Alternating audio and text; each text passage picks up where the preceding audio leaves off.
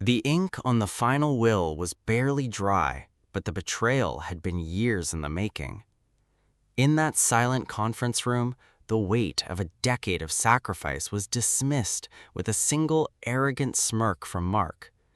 Mark sat at the head of the mahogany table, his posture relaxed, his custom-tailored suit costing more than his sister Sarah had earned in 2 years. He wasn't there to mourn the woman who had brought them both into the world. He was there to audit his inheritance. Mark had been a ghost for the last 10 years, absent for the grueling cancer treatments, the sleepless nights, and the slow, painful erosion of his mother, Evelyn's mind. He had lived 3 states away, building a life he called an empire and she called a disaster. But today he was present. He was the executor of the estate, and he was already calculating the profit on the home he hadn't stepped foot in since Sarah took over the care. Mark thought he was playing a game of chess. He thought the game was over because the queen had been captured. What he didn't realize was that while he was living his best life, every moment of his absence was being documented, recorded, and indexed. He thought the ending was obvious, that he would walk away with the house and Sarah would be left with nothing but her grief. He just didn't know how spectacularly he was about to lose everything.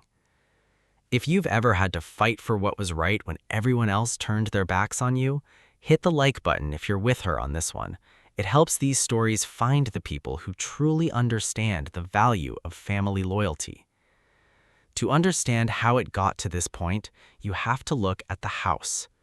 10 years ago, the house was a sanctuary. It was filled with the smell of Evelyn's baking, the sound of her humming to the radio, and the warmth of a life well lived. But when the diagnosis came, the sanctuary became a medical suite. Sarah was a rising star at a prestigious marketing firm. She had a future, a pension plan, and a life that stretched out before her like an open road. But when Evelyn was diagnosed with a degenerative neurological condition that would slowly strip away her independence, Sarah made a choice. It wasn't a debate, it was an instinct. She resigned. She moved back into the guest room of her childhood home, a room that felt too small for the life she used to have, but was suddenly the center of her entire universe. The next 10 years were measured in a brutal, exhausting cycle. Sarah became a master of medication management. She learned how to interpret the subtle changes in her mother's breathing, how to adjust her diet to manage the nausea of the treatments, and how to navigate the impenetrable labyrinth of insurance paperwork. There were no more vacations, no more dinner parties with friends.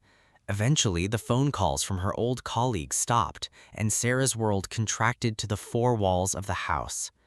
She wasn't just a caregiver, she was the keeper of Evelyn's dignity.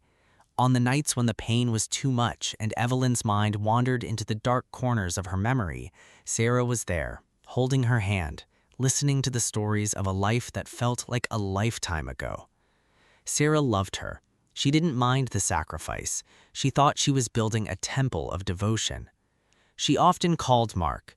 She wanted him to know Evelyn was fading. She wanted him to be part of the final chapters. But Mark was always in a meeting, or flying to Tokyo, or at a conference. He sent flowers on Mother's Day, a generic, expensive arrangement that arrived in a box, a cold substitute for the human presence Evelyn craved. She didn't resent the money, but she resented the distance. She kept telling herself that Mark had his own struggles, that he was building a foundation for his future. She gave him the benefit of the doubt again and again, even as he missed the graduation ceremony for his mother's honorary award, even as he missed the last Christmas they spent together. She was the witness. She was the anchor. She was the one who was there. If you think family bonds should be based on presence rather than convenience, take a moment to subscribe. We share these stories so that those who sacrifice for others know they aren't alone in this. The end didn't come with a dramatic crescendo. It came with a soft final sigh on a Tuesday morning. The house felt suddenly, terrifyingly empty. The silence that filled the rooms was a physical weight. For the first time in 10 years, Sarah didn't have a schedule to follow. She didn't have a patient to tend to.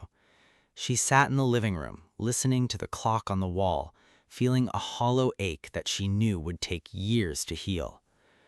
But before the dust had even settled, the vultures began to circle. Mark didn't arrive for the funeral. He arrived 48 hours later in a sleek black car that looked alien in the driveway of the modest suburban home. He didn't offer a hug. He didn't offer a shoulder to cry on. He walked through the front door, looking at the layout of the living room with the cold, calculating eye of a real estate investor. He was measuring the space for new furniture. He was estimating the cost of a renovation. He was already planning the liquidation. Sarah was still grieving, still wearing the black dress she'd worn to the funeral, and Mark was asking her where their mother kept the jewelry box. It was a visceral, jarring shift. The betrayal wasn't just the money. It was the total, clinical erasure of her existence. Mark treated Sarah like a housekeeper who had been laid off, refusing to look her in the eye, refusing to acknowledge the decade of life she had invested in their mother's care. To him, she was an obstacle to the bottom line. He didn't want to mourn, he wanted to claim. When he summoned her to the lawyer's office, he didn't tell her it was about a new will. He told her it was a routine update. Mr. Henderson, the lawyer, was a man whose skin seemed to be made of parchment, his eyes devoid of any warmth. He pulled out a document, dated exactly 6 days before their mother passed away, a time when Evelyn was so heavily sedated that she couldn't recognize her own living room, let alone understand a legal document. The will had been changed. It stripped Sarah of everything: the house, the savings, even the jewelry their grandmother had passed down, which their mother had promised to Sarah since she was a girl. It left everything to Mark. When Sarah sat there, shaking, and pointed out the obvious impossibility that their mother, who had been struggling to breathe and was in and out of consciousness, couldn't have possibly signed anything, let alone agreed to this, Mr. Henderson just tapped the page with his finger. "The document is notarized, Sarah. It is binding." Mark didn't even look at her. He was checking his phone. "Maybe if you had spent less time playing nurse and more time doing something productive with your life, this wouldn't be such a shock," he said, his voice as smooth and emotionless as a marble floor. This is where the delay begins. Mark didn't want to just win, he wanted to break her. He cut the power to the house while she was still packing her mother's belongings. He called the police to report her as a trespasser. He systematically began liquidating the estate's liquid assets to pay off his own mounting gambling debts. Debts Sarah would eventually discover he'd been hiding for years.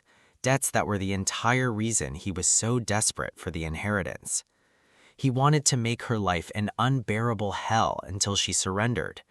He thought she would run, that she would be too tired, too heartbroken to fight back. He smiled every time she called him, every time she sent a desperate email pleading for him to consider their mother's true wishes. He enjoyed the spectacle of her downfall. He thought he was winning, but every day he pushed her was a day he was fueling a fire he didn't know existed.